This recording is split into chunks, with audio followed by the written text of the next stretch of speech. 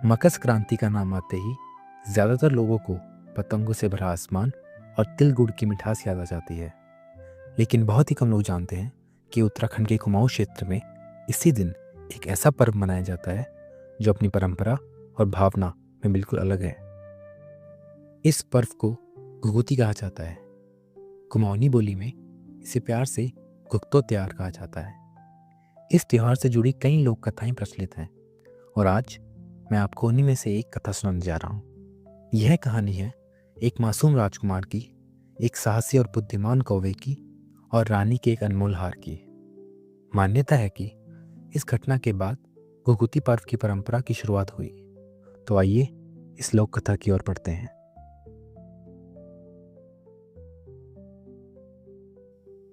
बहुत पुराने समय की बात है।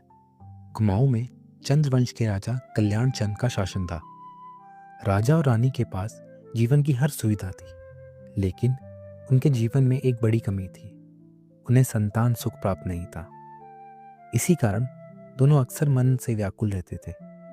संतान की कामना में उन्होंने कई मंदिरों में अर्चना पूजा करी और आखिर में वे बागेश्वर पहुंचे, जहां स्थित प्रसिद्ध बागनाथ मंदिर में उन्होंने पूरे श्रद्धा भाव से भगवान से संतान का वरदान मांगा। कहते हैं कि भगवान बागनाथ ने उनकी प्रार्थना स्वीकार की और कुछ समय बाद रानी ने एक सुंदर पुत्र को जन्म दिया। उसका नाम रखा गया निर्भय चंद। रानी उसे स्नेह से घुघुती कहकर बुलाती थी, क्योंकि वह घुघुती पक्षी की तरह ही अंततः सुंदर और मन को भाने वाला था। समय के साथ राजकुमार बड़ा होने लगा। उसकी शरारतें और हंसी पूरे राजमहल में घुलती रहती। हर कोई उसके खेल और मासूमियत में खो जाता था। राजा, रानी और प्रजा सब सुख और समृद्धि के साथ जीवन व्यतीत कर रहे थे। लेकिन कहा जाता है कि हर सुख के साथ ईर्ष्या भी जन्म लेती है। राजा के दरबार में एक मंत्री था जो बाहर से तो निष्ठावान दिखता था, लेकिन मन ही मन राज सिंहासन पाने की इच्छा रखता था। एक दिन उसे अवसर मिल गया। उसने धोखे से नन्हे राजकुमार घुघुती को महल से दूर जंगल ले जाकर एक सुनसान गुफा में अकेला छोड़ दिया। जब महल में राजकुमार का कोई पता नहीं चला तो पूरे राजमहल में शोक और चिंता का माहौल छा गया। राजा और रानी पूरी तरह व्याकुल हो उठे।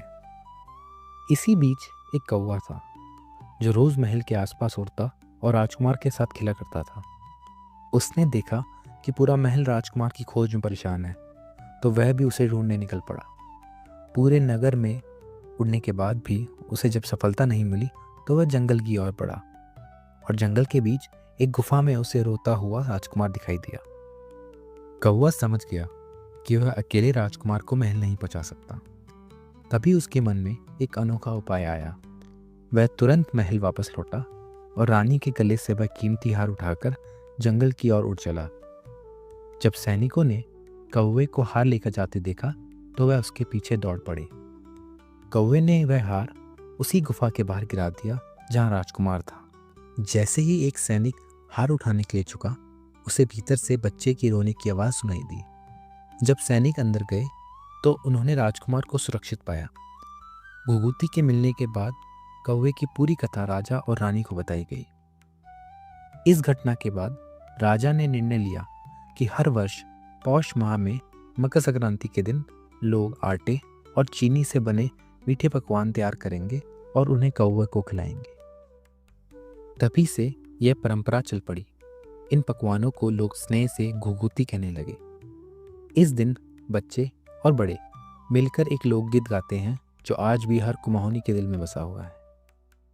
काले कौवा काले घुघुती माला खा ले।